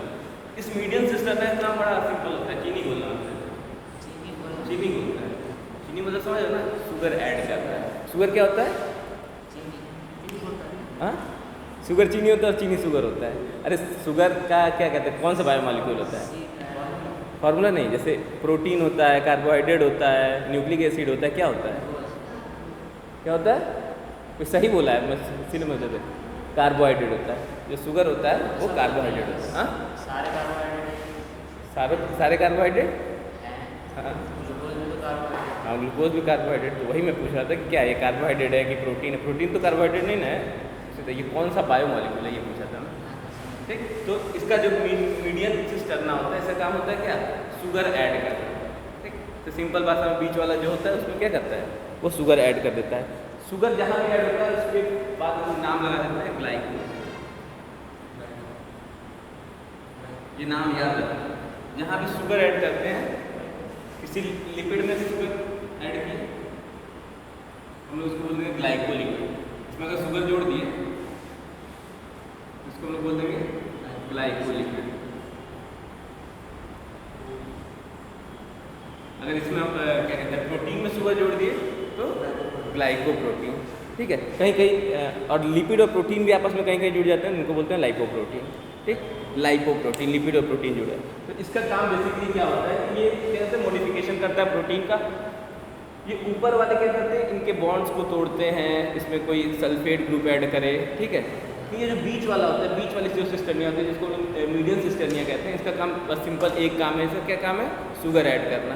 शुगर ऐड करके मतलब कि जो लिपिड आया होगा उसको किस में बना देगा, ग्लाइकोलिपिड में बना देगा। जो प्रोटीन आया होगा उसको किस में बना देगा, ग्लाइकोप्रोटीन में चेंज कर देगा, ठीक। अब यहाँ से मॉडिफिकेशन होने के बाद यहाँ से भी वेसाइकल्स निकलेंगे, ये वेसाइकल निकली।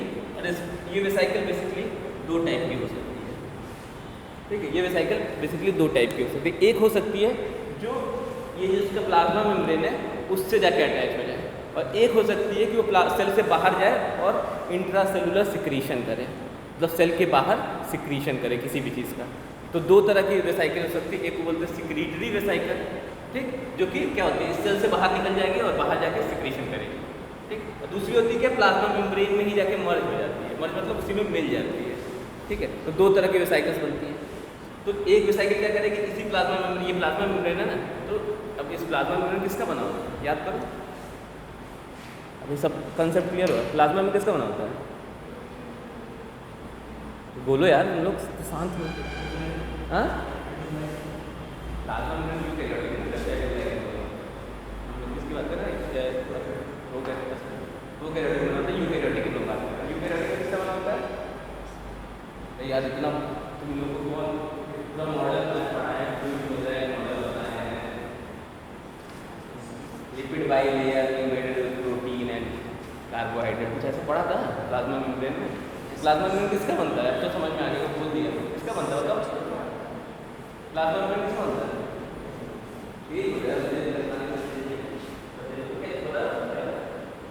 सुनो आप बताओ, प्रोटीन, लिपिड और कार्बोहाइड्रेट।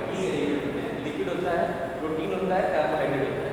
अभी देख रहे हैं यहाँ पे इसका काम क्या है, इसी कार्बोहाइड्रेट लिपिड के सिंथेसिस कर रहा है, उसी को मॉडिफाई कर रहा है। ये प्लाज्मा सेल है, सेल पहले छोटी है, उसको फिर धीरे धीरे बड़ी होगी ना, इसको और लिपिड की ज़रूरत पड़ेगी और प्रोटीन की ज़रूरत पड़ेगी, तो कौन प्रोवाइड कराएगा, यही है साइकिल जो मर्ज हो रहा है जाके वो प्लाज्मा मेम्ब्रेन की साइज को बढ़ाने में हेल्प कर रहा है। हाँ, देखो पीछे का कंसेप्ट नहीं पता रहेगा तो आगे का कंसेप्ट नहीं समझ में आएगा, पढ़ना पड़ेगा इसके। इसका क्या सोल्यूशन है, घर पे जाके किताब खोलना पड़ेगा, आधा घंटा खोलोगे तो भी समझ में आ जाएगा। आधा घंटा भी नहीं तुम निकाल रहे, इससे ये पता चल रहा नहीं निकाल रहा, दिख तो नहीं रहा है, कैसे नहीं होता यार, आधे घंटे में तुम लोग पढ़ लोगे। एनसीईआरटी हम जितना एक क्लास में पढ़ाते हैं एनसीईआरटी में 6 लाइन में लिखा होगा, ज़्यादा से ज़्यादा 6 से 7 लाइन दिया रहता है, उसको रिवाइज करना है, बाकी जितना हम क्लास में पढ़ाएं वो रिवाइज करना है, बस आधा घंटा 45 मिनट 1 घंटा थोड़ा एक दिन कम पबजी वबजी खेलो, ये कर लो, इसी से काम चलेगा भाई। जान रहे ना सब लोग क्या करते हैं घर पे जाके, तो कम से कम थोड़ा सा रिवीजन करो भाई। रिवीजन नहीं करोगे, हम अपनी तरफ से बोलते हैं सेल का स्ट्रक्चर बना, कोई भी एक लड़का ऐसा नहीं था जिसको 5 में 5 देने पर मतलब अपने मन से अच्छा लगे कि हाँ ये इसको 5 में 5 दे रहे हैं। और सबसे बेसिक चीज़ है, पहले क्लास से पढ़ाया जाएगा, इतना अच्छा भी नहीं बना था, कोई सेल वॉल बना दिए थे प्लांट एनिमल सेल में, सब बाकी सही था उसका, लेकिन पहले ही सेल वॉल बना दी तो ज़ीरो। ये सारा क्या चीज़, वो कहीं भी लग सकते हैं, ऐसा कोई वो नहीं है कि बीच में भी लग सकते हैं, साइड में भी लग सकते हैं, मैंने ऐसे ही बनाने के लिए बना दिया, ठीक है। वो कहीं भी लग सकते हैं, सबका फंक्शन वही होता है कि प्रोटीन से की मॉडिफिकेशन करते हैं, लिपिड की मॉडिफिकेशन करते हैं, ठीक है। वेसाइकल्स का काम क्या होता है कि वो एक दूसरे को यहाँ एक जगह से दूसरी जगह ले जाता है। अब देखो ये जो लास्ट वाला होता है ट्रांसफेस, इसका एक और फंक्शन होता है। जैसे मान लो ज़्यादा नहीं करता है,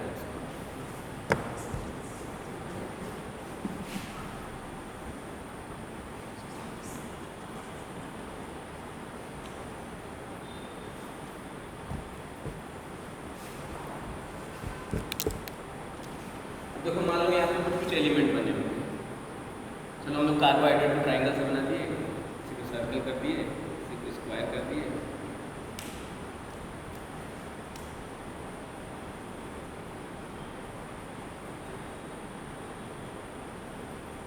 ठीक है, ऐसे कुछ स्ट्रक्चर इसके अंदर बने हुए हैं। मैंने बताया इसका काम है सिंथेसिस करना, प्रोटीन सिंथेसाइज किया, लिपिड सिंथेसाइज किया, ठीक है, कुछ में सल्फेट ऐड कर दिया, ऐसे ऐसे कुछ एलिमेंट बन गए। अब क्या करेगा, ये जो आपका ट्रांसलेसिस का काम क्या है, ठीक है, तो ये क्या करेगा कि अब इसको जो न्यूक्लियस से इसको संदेशा मिला हुआ कि ये चीज़ यहाँ पे पहुँचाना है, तो अब इसको डिसाइड करना है कौन सी चीज़ कहाँ पहुँचानी है। तो ये डिवाइड कर देगा कि पर्टिकुलर चीज़ को किस डायरेक्शन में हमको भेजना है। मान लो कोई चीज़ माइटोकॉन्ड्रिया के पास काम है, माइटोकॉन्ड्रिया के पास भेजना है, ये डिसाइड करेगा इसमें से ऑलरेडी सारे स्ट्रक्चर ऐसे हैं,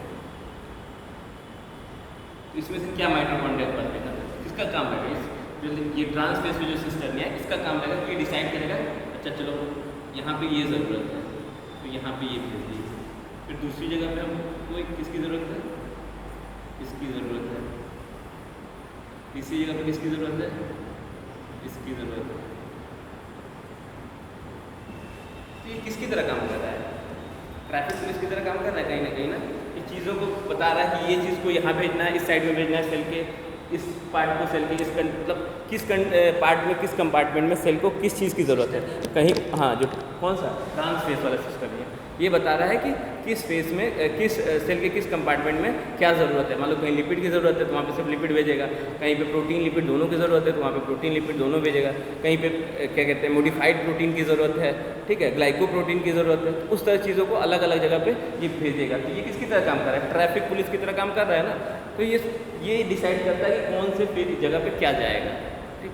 तो इससे आपको समझ में आ रहा है, कल जो एक कंसेप्ट बताए थे कि ये वेयर हाउस की तरह काम करता है, वेयर हाउस की तरह काम करता है। जो क्या होता है वो बॉडी होता है, वेयर हाउस की तरह काम करता है। कैसे चीज़ें समझ में, पहले कोई चीज़ जैसे मान लो आया आपका प्रोटीन आया, ठीक, तो उस प्रोटीन को इसने क्या किया, इसमें कुछ चीज़ें ऐड की, मैंने बोला मॉडिफिकेशन करा।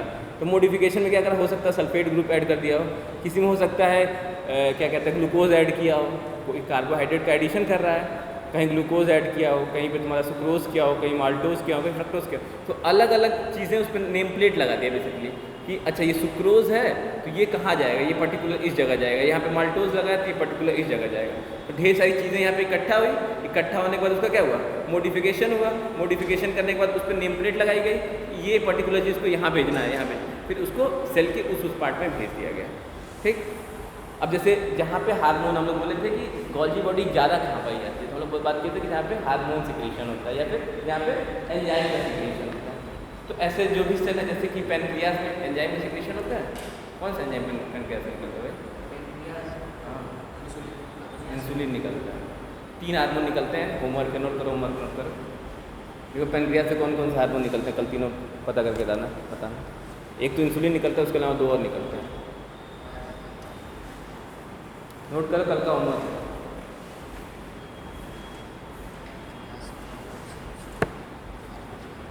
कल का 2 होमवर्क याद में पहला क्या था, कंपाउंड माइक्रोस्कोप को देखना है जाके, और दूसरा पैनक्रियाज से कौन कौन सा हार्मोन रिलीज होता है ये पता करना है।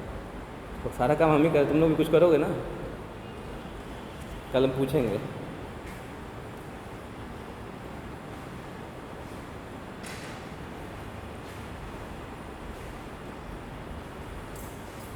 तो जहाँ पे भी हार्मोन का सिक्रीशन होता है या एंजाइम का सिक्रीशन होता है, वहाँ पे गोल्जी बॉडी का जो नंबर होता है वो क्या होता है, ज़्यादा होता है। तो सिंपल सी चीज़ है कि वहाँ पे ये क्या करेगा, अपने गोल्जी बॉडी का नंबर ज़्यादा होगा, मतलब जो प्रोटीन सिंथेसिस हो रही है या फिर लिपिड सिंथेसिस हो रही है उसका अमाउंट बढ़ जाएगा। तो गोल्जी बॉडी ज़्यादा है तो ज़्यादा अमाउंट वहाँ पे एंडोप्लाज्मिक रेटिकुलम भी ज़्यादा होगा और गोल्जी बॉडी भी ज़्यादा होगी, वहाँ पे अमाउंट बढ़ेगा, सिक्रीशन होगा। और जनरली कौन सा होगा, तो एक सिक्रीटरी वेसाइकल होता है, कौन सा वेसाइकल, सिक्रीटरी वेसाइकल।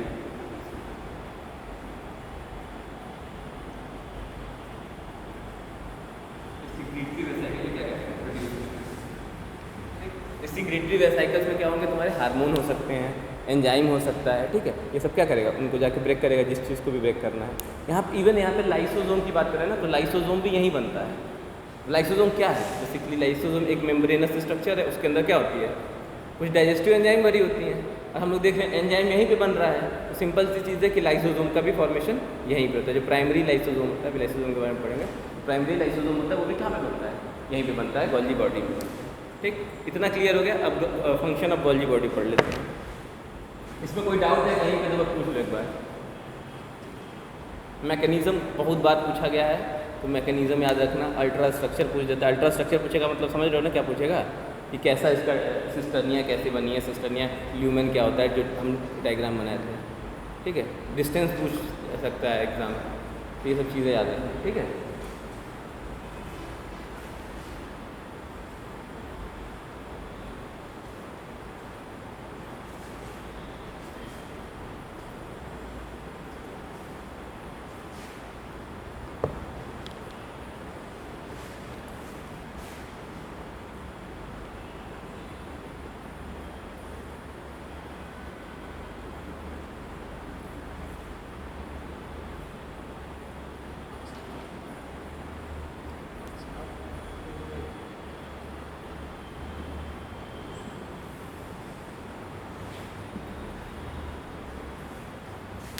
पहला फंक्शन है इसका कि ये एक्रोसोम होता है। ठीक है, गोल्जी बॉडी का फंक्शन है कि जो एक्रोसोम होता है उसके भी फॉर्मेशन में ये हेल्प करता है।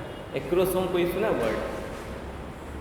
स्पर्म का स्ट्रक्चर जब देखेंगे रिप्रोडक्शन में, ऐसा स्ट्रक्चर होता है स्पर्म का। ये जो ऊपर वाली लेयर होती है, यहाँ पर कुछ एंजाइम करेगा। जब ये आपके कोई ओवम होगा, ओवम पे जाएगा तो जोना पेडोसिला पेल्यूसिडा को क्या करता है, ब्रेक करना होता है। तो ये एंजाइम ही हेल्प करता है, यही इसको ब्रेक डाउन कर सकता है। तो एक्रोसोम इस आगे वाले पोर्शन को बोलते हैं। तो इस ये भी कहाँ पे बनता है? आपके गोल्जी बॉडी के अंदर बनता है, क्योंकि जहाँ भी एंजाइमेटिक चीज़ें हैं, तो एंजाइम का काम क्या होता है बेसिकली? तोड़ना। एंजाइम का मतलब सब समझते हैं ना, क्या होता है बता? हाँ, एंजाइम क्या होता है? एंजाइम बताओ क्या होता है? कैटलिस्ट। केमिस्ट्री पढ़ के आओ ना, केमिस्ट्री में तो हम लोगों को कैटलिस्ट का पूरा एक चैप्टर ही है ना, क्या नाम है, काइनेटिक्स। काइनेटिक्स है ना, पढ़े हुए कैटलिस्ट सब लोग। कैटलिस्ट क्या होता है? क्या होता है? सही बोली, बताओ। रेट ऑफ रिएक्शन को इंक्रीज करता है कि डिक्रीज करता है? इंक्रीज करता है। रेट ऑफ रिएक्शन को कैसे इंक्रीज करता है? कोई भी रिएक्शन सब लोग जानते हैं ना, कोई भी रासायनिक क्रिया हो रही है, तो रासायनिक क्रिया अगर अपने नॉर्मल स्पीड से हो ना, जैसे हम लोग खाना खाए और हमारे बॉडी में एक पहले बता दें, कैटलिस्ट को ही जो अगर हमारे बॉडी में पाया जाएगा तो उसी को एंजाइम बोलेंगे। ठीक है, अगर किसी भी बायोलॉजिकल ऑर्गेनिज्म के अंदर कोई कैटलिस्ट पाया जाता है तो उसी को हम लोग एंजाइम बोलते हैं। ठीक है, बायो सिस्टम के अंदर जो भी कैटलिस्ट होता है उसको हम लोग एंजाइम बोलते हैं। ठीक, तो हम लोग जो नॉर्मल खाना खा रहे हैं, खाना खाने के बाद अगर हमारे बॉडी में एंजाइम नहीं प्रेजेंट है तो बहुत ज़्यादा टाइम लगेगा। इवन हमको लगता है महीना 2 महीना लग जाएगा, खाना डाइजेस्ट ही नहीं होगा।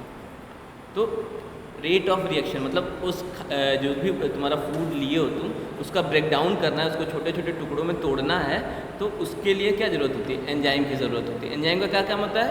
रेट ऑफ रिएक्शन को इंक्रीज़ कर देना। जो रासायनिक क्रियाएँ होती हैं उनकी गति को क्या करता है? बढ़ा देता है बहुत तेज़ी से। ठीक, तो ये रेट ऑफ रिएक्शन को इंक्रीज़ कैसे करता है?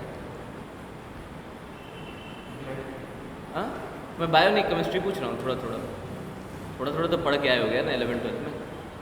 रासायनिक क्रियाओं की जो स्पीड होती है उसको कैसे तेज़ करता है ये? कैटलिस्ट, कोई भी कैटलिस्ट है? हाँ, कैसे करता है? हाँ, उत्प्रेरक। कैटलिस्ट को हिंदी में उत्प्रेरक कहते हैं। वही उत्प्रेरक का काम क्या होता है, वही पूछ रहे हैं।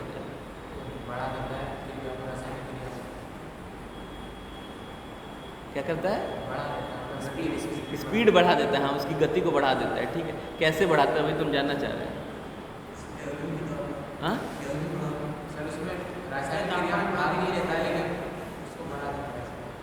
रासायनिक क्रिया की जो गति होती है उसको बढ़ा देता है। समझ में आ रहा है? तो कैसे बढ़ाता है?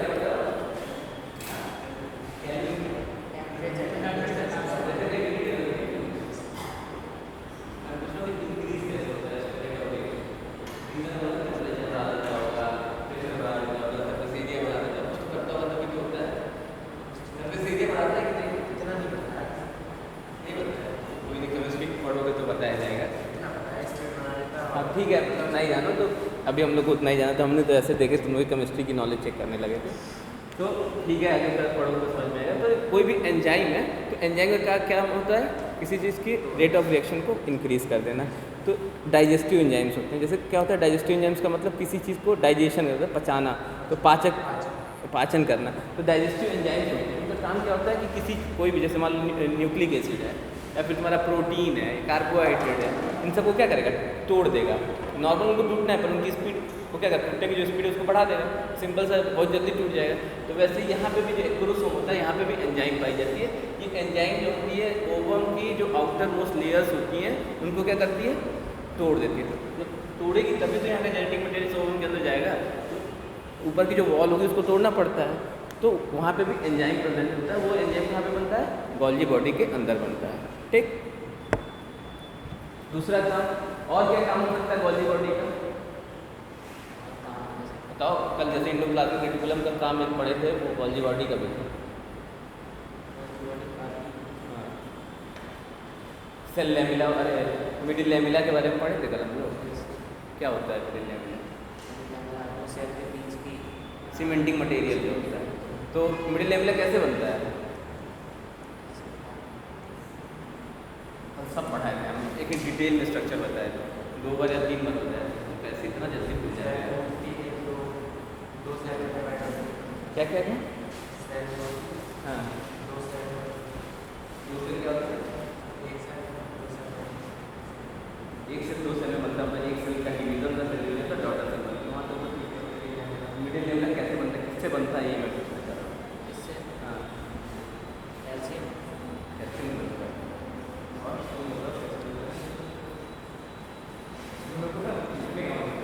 कल बताया था ना कि क्या होता है, ये एंडोप्लाज्मिक रेटिकुलम और गोल्गी बॉडी, न्यूक्लियर मेम्ब्रेन, ये सब छोटे छोटे टुकड़ों में टूट जाते हैं, फ्रैगमेंट्स इनके छोटे छोटे बन जाते हैं।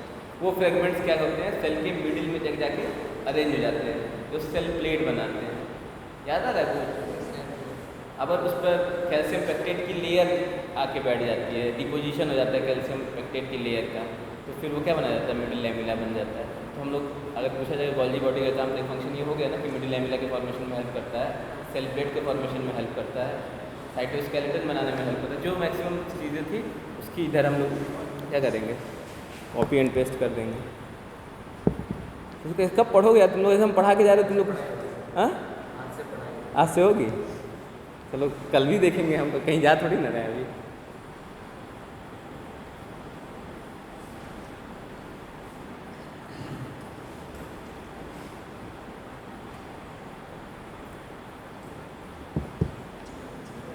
नेक्स्ट समझ आएगा, अगला लाइसोसोम पढ़ते हैं।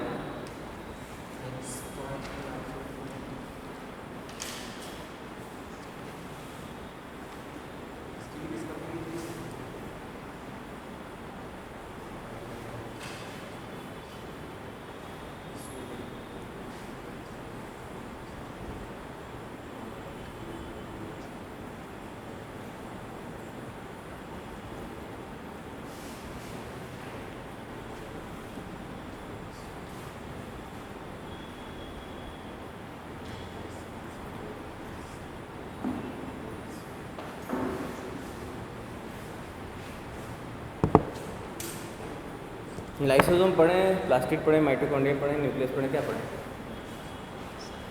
सब तो पढ़ेंगे, अभी क्या पढ़ेंगे।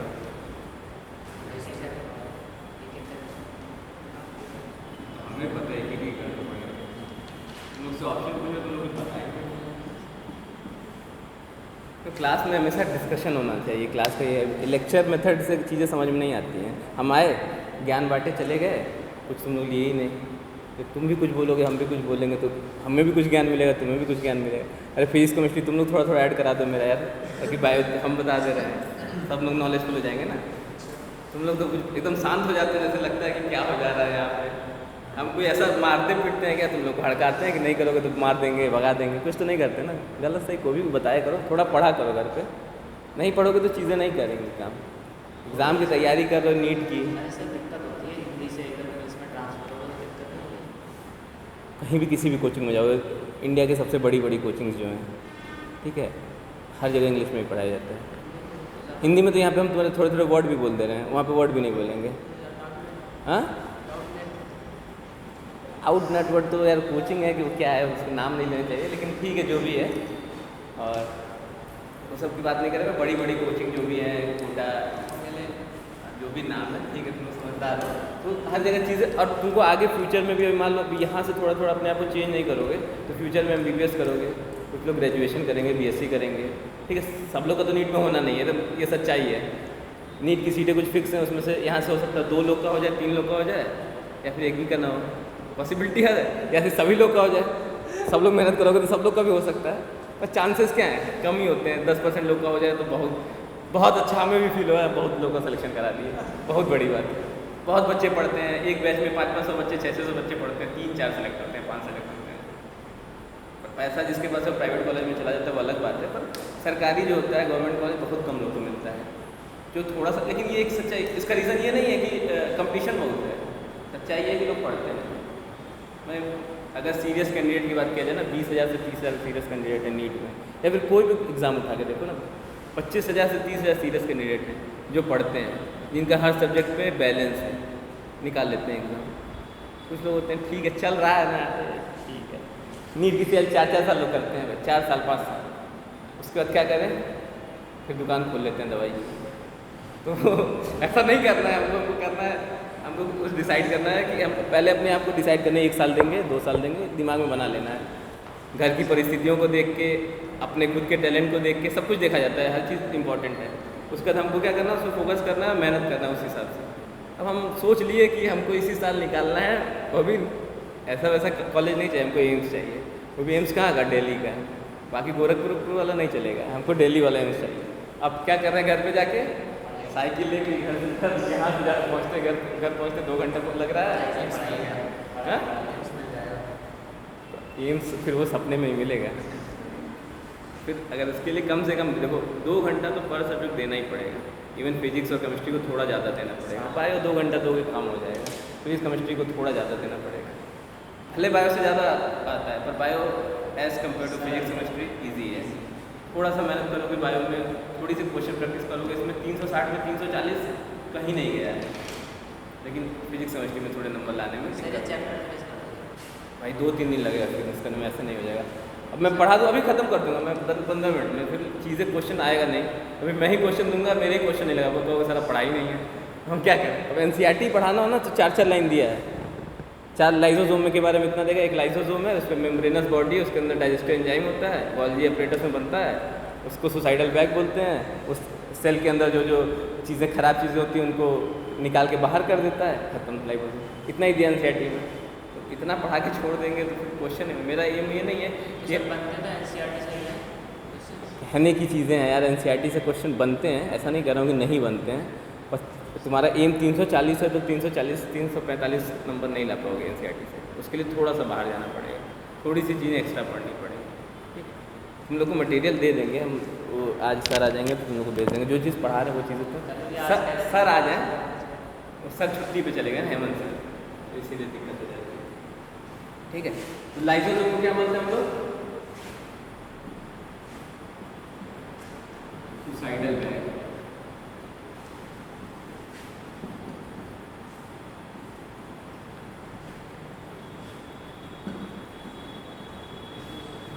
सुसाइडल बैग क्यों बोलते हैं लाइसोसोम को? सुसाइड का मतलब सब लोग को पता है ना, आत्महत्या। तो ये क्या है, लाइसोसोम का क्या काम होता है कि कोई भी सेल है, हम लोग बात कर रहे थे कि सेल में कभी माइटोकॉन्ड्रिया का नंबर बढ़ जाता है जब उसको एनर्जी की ज़्यादा ज़रूरत होती है, कभी वो क्या होता है घट जाता है, कभी क्या होता है सेंट्रियोल्स की ज़रूरत होती है, कभी साइटोस्केलेटन की ज़रूरत होती है, कभी नहीं होती है। तो उस कंडीशन में ये लाइसोसोम क्या करता है कि कुछ एंजाइम सिक्रीट करता है, एंजाइम सिक्रीट करेगा और वो एंजाइम क्या करेगा, जैसे मान लो ये लाइसोसोम है, इस लाइसोसोम से क्या होगा, कुछ एंजाइम सिक्रीट, मान लो ये माइटोकॉन्ड्रिया एक्स्ट्रा है,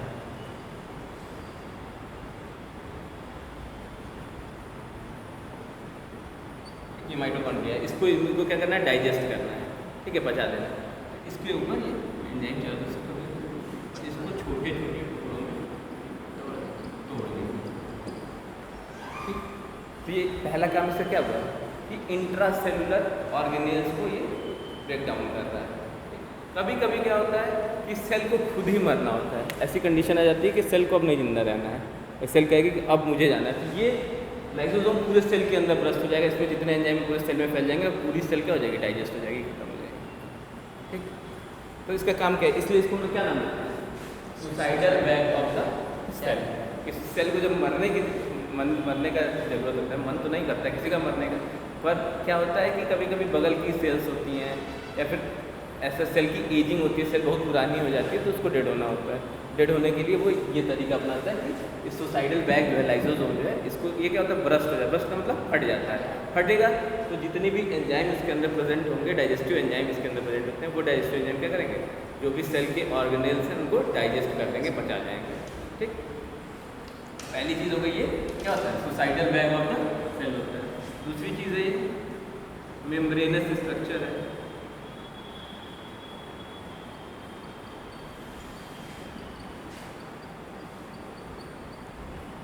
मेम्ब्रेनस स्ट्रक्चर है,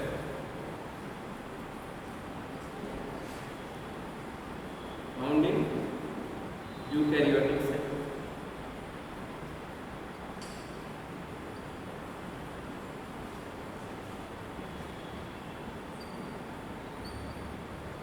एब्सेंट इन प्रोकैरियोटिक सेल।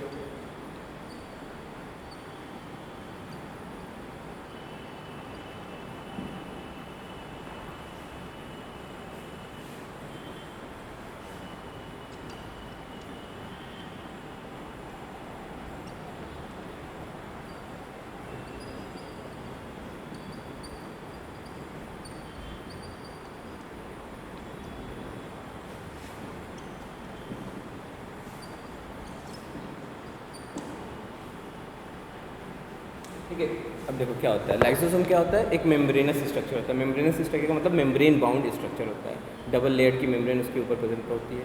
ठीक है, वो मेम्ब्रेन अब कहीं की भी मेम्ब्रेन हो किससे बनी होगी, मुझे कोई क्वेश्चन पूछे मेम्ब्रेन किससे बनेगी, अब कहीं की भी मेम्ब्रेन होगी ना तो उसका वही होगा, किसकी बनी होगी, लिपिड की, कार्बोहाइड्रेट की और प्रोटीन की। ठीक, यही तीन होगा।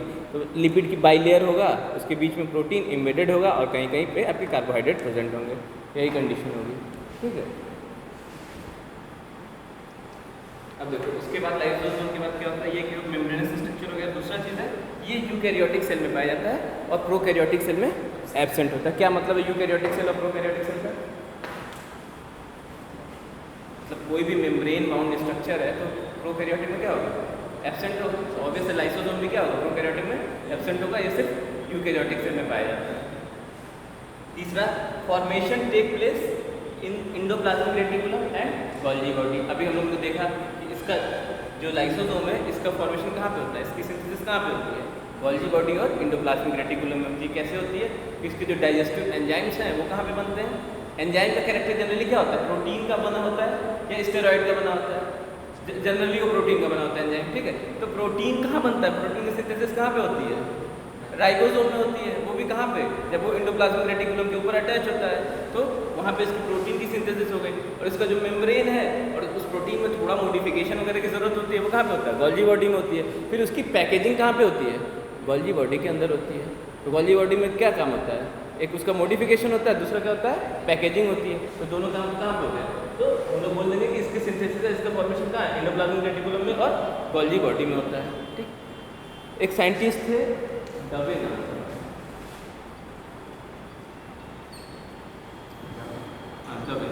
दवे ने इसकी डिस्कवरी करी थी, किसकी, लाइसोसोम की जो डिस्कवरी करी थी, किसने करी थी, दवे नाम के साइंटिस्ट ने की थी। ठीक, इतने में कोई डाउट, क्वेश्चन पूछेगा सुसाइडल बैग क्यों बोलते हैं, बता लोगे। अच्छा, कल मैं एक क्वेश्चन देख रहा था, किसी ने पूछा था, यहाँ पे नहीं, उस हम लोग, cell is the basic structure, why we call the cell as a basic structure. क्या आप लोग इसका जवाब दे सकते हैं।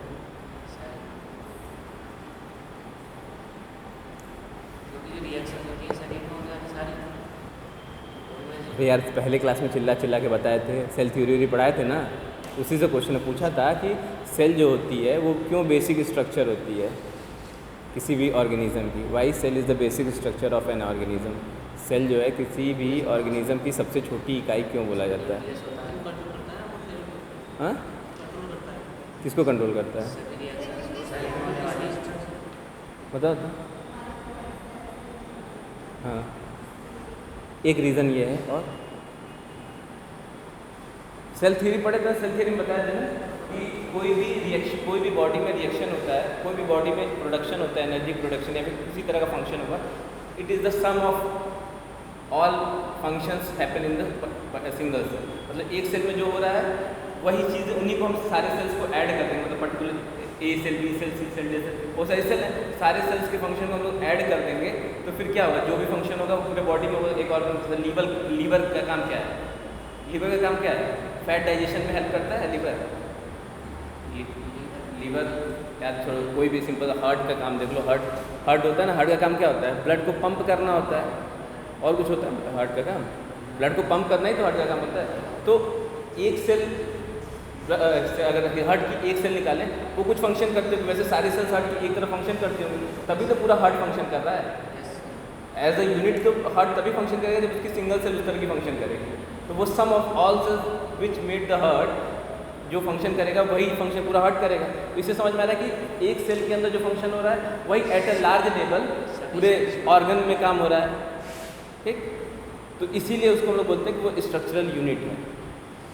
तो कई सारे लोगों ने नीचे रिस्पांस लिखा था तो किसी का रिस्पांस सही नहीं लगा हमको, इसलिए हम कह देगा तुम लोग को किसी को पता है कि नहीं।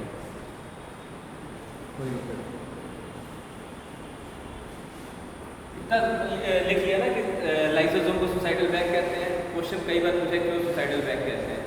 ठीक है, दूसरा क्वेश्चन मेम्ब्रेनस स्ट्रक्चर होता है, इसीलिए हम लोग इसको बोलते हैं कि ये इंडोमेम्ब्रेन क्वेश्चन है। इंडोमेम्ब्रेन सिस्टम का पार्ट क्यों होता है? जब इंडोमेम्ब्रेन सिस्टम का पार्ट होता है इसके पीछे दो रीज़न हम लोग बताए थे। क्या क्या होता है याद है? इंडोमेम्ब्रेन सिस्टम याद है? इतने चार कोई ऑर्गेनल्स होते थे ना, आप बताओ कौन कौन से होते थे? हाँ, इंडोमेम्ब्रेन सिस्टम पढ़ा था ना हम लोग। क्या पढ़ रहे हैं? इंडोमेम्ब्रेन सिस्टम ही पढ़ रहे हैं। इंडोप्लाज्मिक रेटिकुलम हो गया, गोल्गी बॉडी हो गई, लाइसोसोम हो गया और वैक्यूल हो गया। ठीक है, तो दो पढ़ लिए। तो क्यों उसको बोल रहे थे हम लोग इंडोप्लाज्मिक इंडोमेम्ब्रेन सिस्टम बोल रहे थे ना? उसके पीछे क्या दो रीजन होते हैं। कौन कौन से रीजन?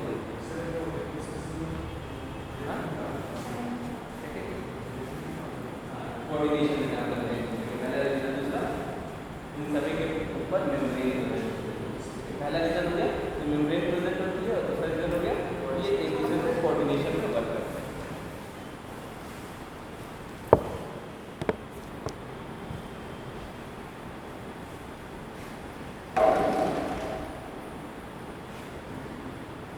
लाइसोसोम जो होते हैं तीन टाइप के होते हैं। पहला होता है प्राइमरी लाइसोसोम, दूसरा होता है सेकेंडरी लाइसोसोम, तीसरा होता है टर्शियरी लाइसोसोम।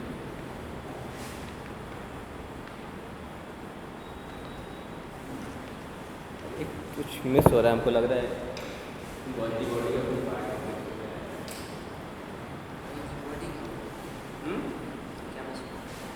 मेरे दिमाग में नहीं आ रहा है। गोल्गी बॉडी का एक कोई पार्ट मिस हुआ है। चलो दिमाग में आएगा कल बता देंगे। दिमाग में आएगा कुछ मिस तो हुआ है। हाँ, बुक में कुछ दिया ही नहीं है यार। 4 लाइन दिए, 4 लाइन देखें।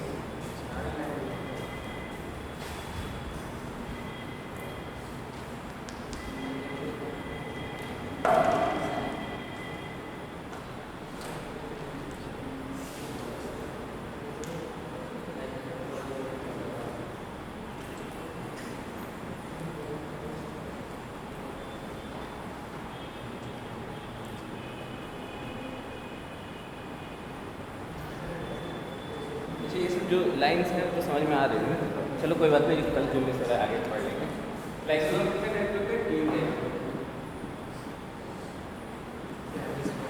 पहला प्राइमरी लाइसोसोम, उसका हो जाएगा सेकेंडरी लाइसोसोम,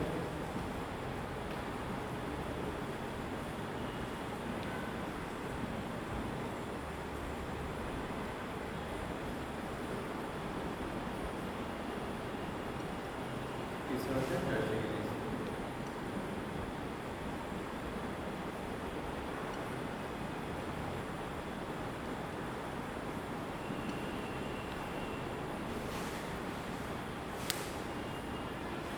जो पहले गोल्जी बॉडी से निकलता है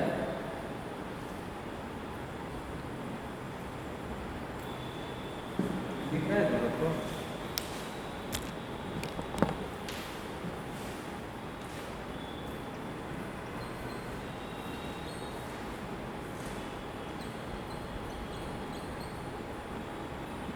गोल्जी बॉडी में लाइसोसोम फॉर्म होता है, हमने बताया कैसे फॉर्म होता है। तो जब तुरंत निकलेगा तो उसको हम लोग बोलेंगे प्राइमरी लाइसोसोम। ठीक, जब ये किसी ऑर्गेनेल के साथ फ्यूज होगा, उससे जुड़ेगा, तो उस पूरे स्ट्रक्चर को हम लोग बोलते हैं सेकेंडरी लाइसोसोम। ठीक है, समझ में आ रहा है क्या होता है, कैसे फ्यूज होगा? जैसे मान लो माइटोकॉन्ड्रिया को उसको डिजोल्व करना है, तो क्या करेगा, पहले माइटोकॉन्ड्रिया के साथ फ्यूज होगा, उससे जाके जुड़ेगा, फिर उसके ऊपर अपना एंजाइम सिक्रीट करेगा, तो उस जो पूरा स्ट्रक्चर बनेगा उसको क्या बोलेंगे, सेकेंडरी लाइसोसोम। और प्राइमरी वाला जो पहले एकदम नया नया लाइसोसोम फॉर्म हुआ है, वेसाइकिल के फॉर्म में वो आ रहा है, उसी को बोलते हैं प्राइमरी लाइसोसोम। ठीक, और टर्शियरी लाइसोसोम बोलेंगे। चलो इसको ज़्यादा डिटेल में पढ़ाना है, थोड़ा लंबा टॉपिक है, बताएंगे अभी इस पर कम से कम 15 मिनट लगेगा।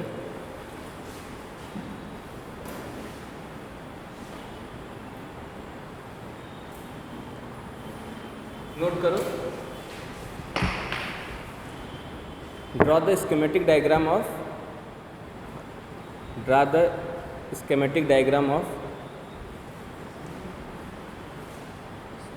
Prokaryotic cell. draw the schematic diagram of prokaryotic cell।